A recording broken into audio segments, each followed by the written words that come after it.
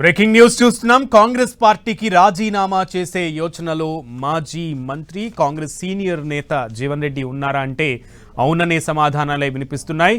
ఈ నెల 20 తర్వాత బీఆర్ఎస్ లో చేరే అవకాశం ఉన్నట్లుగా తెలుస్తోంది. ఇప్పటికే బీఆర్ఎస్ అధినేత కేసీఆర్ అలాగే బీఆర్ఎస్ వర్కింగ్ ప్రెసిడెంట్ కేటీఆర్ తో టచ్ లోకి వెళ్లినట్లు సమాచారం అందుతుంది. రైట్, ఇదే విషయానికి సంబంధించి మరింత సమాచారం మా ప్రతినిధి సతీష్ అడిగి తెలుసుకుందాం. సతీష్, జగిత్యాలలో ఏం జరుగుతుంది? ఎస్సీఎల్ ఇంతకాలం తన ప్రత్యర్థిగా ఉన్నటువంటి బీఆర్ఎస్ పార్టీలోకే జీవన్ రెడ్డి వెళ్లేందుకు సిద్ధమైనట్టుగా సంకేతాలు అందుతున్నాయి. ఈ నెల 20 తారీఖు తర్వాత జీవన్ రెడ్డి బీఆర్ఎస్ పార్టీలో చేరనున్నట్లుగా ఆ అనుచర వర్గం నుంచి వస్తున్నటువంటి సమాచారం. మొత్తానికైతే జగిత్యాల జిల్లాలో జీవన్ రెడ్డి ఒక చరిత్రగా చెప్తుంటారు. రాజకీయంగా చాలా సీనియర్, అదేవిధంగా కాంగ్రెస్ పార్టీలో కూడా చాలా సీనియర్ నేత అయినటువంటి జీవన్ రెడ్డి ఇటీవల చోటు చేసుకున్నటువంటి పరిణామాలు కావచ్చు, పార్టీలో తనకు ప్రయారిటీ తగ్గిందని చెప్పి బాహాటంగానే పార్టీ తీరుపైన అధిష్టానం తీరుపైన విమర్శలు చేస్తున్నటువంటి పరిస్థితి కావచ్చు, ఇవన్నిటి కూడా కొంత పార్టీ అగెనిస్ట్గా పోతున్నాడు అనేది మాత్రం ఇటు పార్టీ అధిష్టానం భావించినట్టు తెలుసుకోవచ్చు. చాలా చోట్ల పార్టీ ఫిరాయింపు ఎమ్మెల్యేలు ఎవరైతే ఉన్నారో వారిపైన మొట్టమొదటిగా జీవన్ రెడ్డి స్పందించారు. ప్రభుత్వం వచ్చిన తర్వాత నేరుగానే ఇతర పార్టీలకు, ప్రతిపక్ష పార్టీలకు అవకాశం లేకుండానే జీవన్ రెడ్డి ఈ విమర్శలు చేయడం మాత్రం ఇటు అధిష్టానం కొంత సీరియస్గా తీసుకుందని చెప్పుకోవచ్చు. అప్పటి నుంచే జీవన్ రెడ్డికి కొంత ప్రయారిటీ తగ్గించినట్లు, అదేవిధంగా బీఆర్ఎస్ నుంచి కాంగ్రెస్ పార్టీకి అనుబంధంగా కొనసాగుతుందని చెప్తున్నటువంటి ఎమ్మెల్యే సంజయ్ కుమార్కు జగిత్యాల్లో ఎక్కువ ప్రయారిటీ ఇవ్వడాన్ని ఇవన్నీ కూడా జీవన్ రెడ్డి సహించలేకపోతున్నారు. ఇటీవల మున్సిపల్ ఎన్నికల నేపథ్యంలో కూడా ఇటు సంజయ్ వర్గానికి ఎక్కువ ప్రయారిటీ ఇవ్వడం కూడా జీవన్ రెడ్డి బాహాటంగానే విమర్శలు చేయడం జరిగింది. ఇక కాంగ్రెస్ పార్టీలో కొనసాగడం కొంత కష్టమేనని చెప్పి ఇటీవల చేసినటువంటి వ్యాఖ్యలు కూడా ఇందుకు సంకేతంగా చెప్పుకోవచ్చు. మొత్తానికైతే సుదీర్ఘ కాలం పాటు జీవన్ రెడ్డి కాంగ్రెస్ పార్టీలో కొనసాగారు.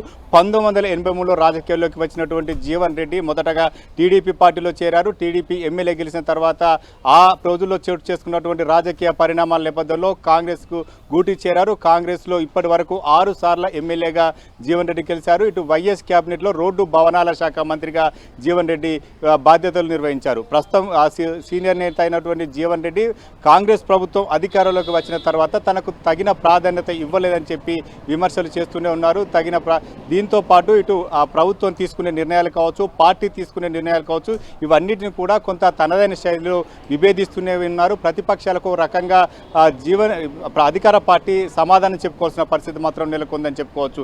మొత్తానికైతే జీవన్ రెడ్డి ఈ నెల 20 తర్వాతనే పార్టీ మారే అవకాశం ఉన్నట్టుగా తెలుస్తుంది.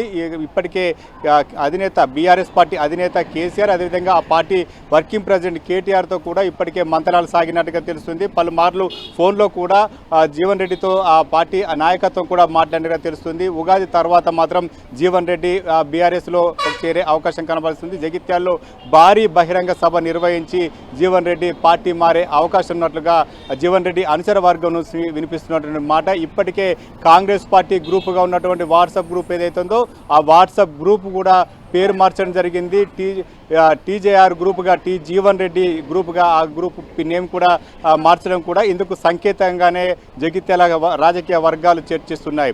అయితే జీవన్ రెడ్డిని ఇటు ప్రభుత్వం పట్టించుకోకపోవడం, అదేవిధంగా పార్టీ కూడా తగిన ప్రయారిటీ ఇవ్వకపోవడం కారణంగా ఇటు ప్రతిపక్షాలు కూడా బీజేపీ ఎంపీ అరవింద్ కూడా చాలా సందర్భాల్లో పెద్ద ఆయనను కొంత ఇబ్బంది పెడుతున్నారు. ఇది కరెక్ట్ పద్ధతి కాదని చెప్పి జీవన్ రెడ్డికి సపోర్ట్ చేస్తూ వ్యాఖ్యలు చేసినటువంటి సందర్భాలు కూడా ఉన్నాయి. ఇటు బీఆర్ఎస్ కూడా ఎప్పుడు జీవన్ రెడ్డి వస్తే అప్పుడు తమ పార్టీలో చేసుకునేందుకు సిద్ధంగా ఉన్నట్టు తెలుస్తుంది. గతంలోనే బీఆర్ఎస్ పార్టీ అధికారంలో ఉన్నప్పుడు నిజామాబాద్ ఎంపీగా ఉన్నటువంటి కవిత జీవన్ రెడ్డిని పార్టీలో చేరుకునేందుకు చాలా ప్రయత్నాలు చేసింది. అప్పుడు తాను కాంగ్రెస్ పార్టీలో కొనసాగుతానని చెప్పి జీవన్ రెడ్డి స్పష్టం చేశారు. ఆ తర్వాత ప్రస్తుతం చోటు చేసుకున్నటువంటి రాజకీయ పరిణామాలు ఇవన్నీ కూడా తను కాంగ్రెస్ పార్టీలో ఇమ్మలేని పరిస్థితి నెలకొంది. అందుకే ఇక పార్టీ మారాలనే యోచనలో ఉన్నట్లుగా జీవన్ రెడ్డి తెలుస్తుంది. చాలా సందర్భాల్లో కూడా ఇటు జీవన్ రెడ్డి పార్టీ అధిష్టానం నుంచి కొంత భుజగింపులు వచ్చాయి. తను పార్టీ మారుతానని చెప్పిన సందర్భంలో ఇటు మంత్రులు శ్రీధర్బాబు కావచ్చు, మంత్రి అడ్లూరు లక్ష్మణ్ కుమార్ కావచ్చు, వీరంతా కూడా కొంత బుజ్జగించేటువంటి ప్రయత్నం చేశారు. అయితే చాలా మంది మంత్రులు జగిత్యాల జిల్లాకు వచ్చిన సందర్భంలో కూడా